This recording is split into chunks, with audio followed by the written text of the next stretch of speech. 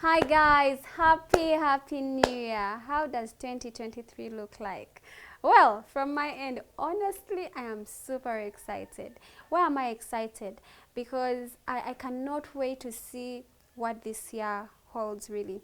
And one of the reasons why is because I have taken time to go for what they call an end of year retreat. I learned this from Apostle Joshua Selman. But then also I know that for you, if you have not done it, it is not too late. You can go for what we can call a New Year retreat. So the question then becomes, what do you do at that retreat? And I'm going to go through one by one based on what I have done personally. So I will go one by one. First of all, Thanksgiving. When I did my end of year retreat, the first thing that I did was to go in a place of gratitude and thanksgiving. Why did I do that? Because every so often we focus on what has gone wrong and not what is going right. And usually you will find that actually what is going right is more than what's going wrong. So, reflecting on my last couple of years, like many of you, I went through loss, I went through pain, I went through very many heart-wrenching things, but the Lord was still with me. And to crown it all, in 2021, in January, I had another baby girl. And in 2020, I lost my child, and many of you, and for those who have not, you know that I actually went ahead and wrote about it, and I have also come up with a small gift book called Finding Healing After Losing a Loved One. Special shout outs to my little brother Danny, who came up with artwork, and my friend, now sister, called Anita Birunji, that brought this little gift book into life. I can't credit her enough.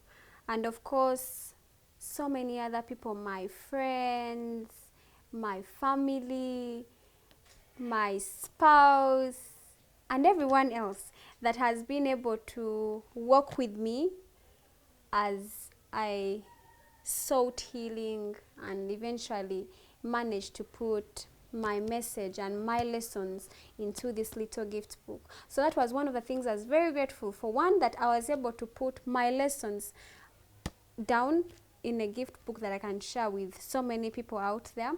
Secondly, that I was blessed with another child, because I mean, guys, I remember going to an event. There's a lady called Pastor Georgette.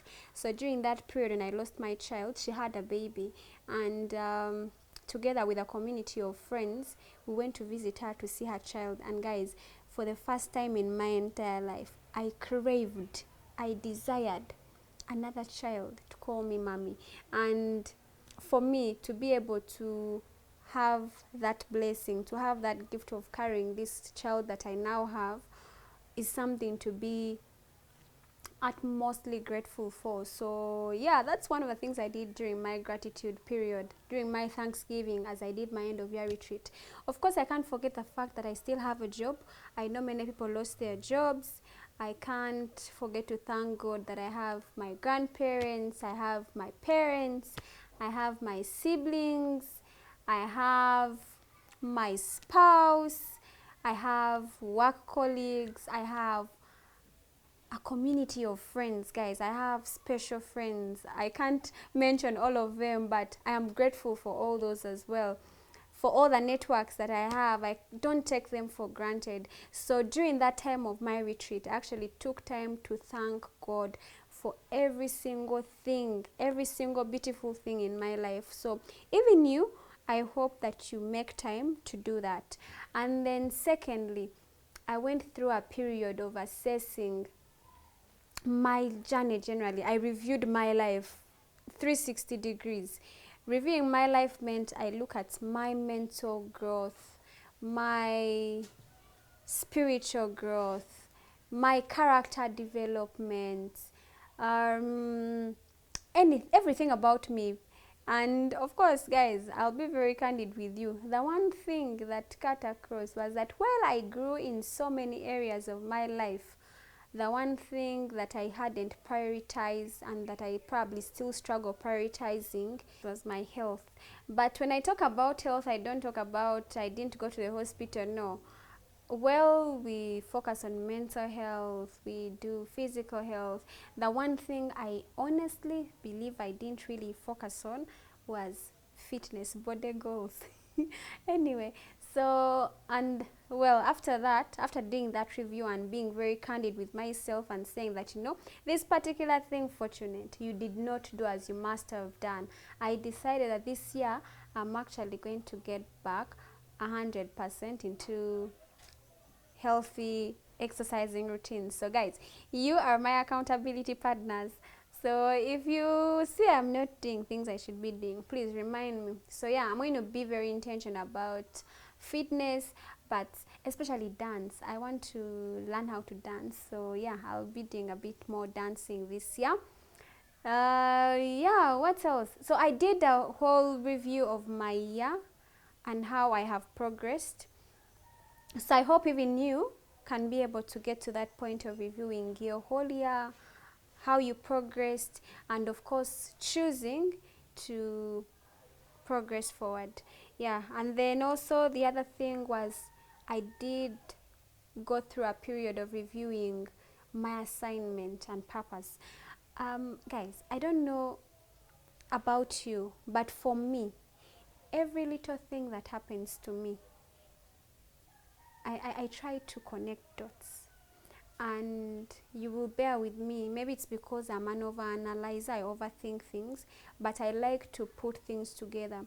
And I have noticed that through that process, I'm able to find my bearing and purpose. So, for example, I know that naturally I'm an encourager, and because of that, I know that there are experiences I have gone through, and I've also been able to, with the help of God and friends, to be able to go through successfully. Others, I am still on the journey. And right now, I believe that my purpose is to guide people who have experienced loss like me.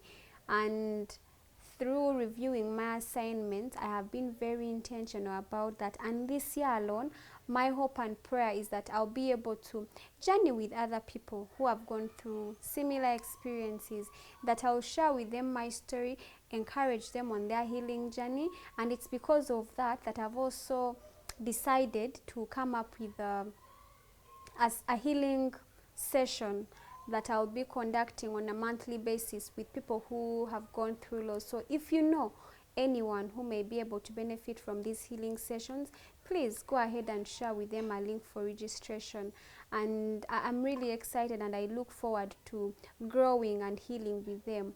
And I would not have gotten to this point if I had not gone through that end of year retreat, because then it gave me perspective, it gave me clarity. And I hope that you too can do that, because through that you're able to have clarity on your purpose and on your assignment. And then your finances, guys. Finances have always been a touchy subject for me, and I know for many people.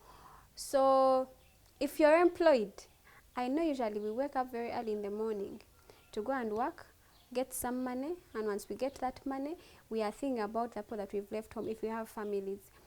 However, during my end of year retreat, I went back to that place of introspection and assessment of literally everything that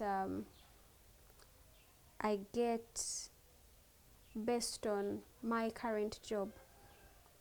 And during that period, I realized that actually, well, I worry about what would happen to my daughter, what would happen to any other dependents that I have if I was not here. In as far as my finances are concerned, I realized that actually that can be dealt with by so many other things like insurance, like drawing a clear budget, like scaling down on debt, being intentional about investing for them. So through that retreat, I was able to, one, draw a clear budget. 2, think through the different insurance policies that I can try to invest in. Then thirdly, I was also able to think through strategies I can take or put in place to scale down debt that I have accumulated over time. And most importantly, I was also able to come up with a strategy of having enough finances on the side to facilitate my lifestyle.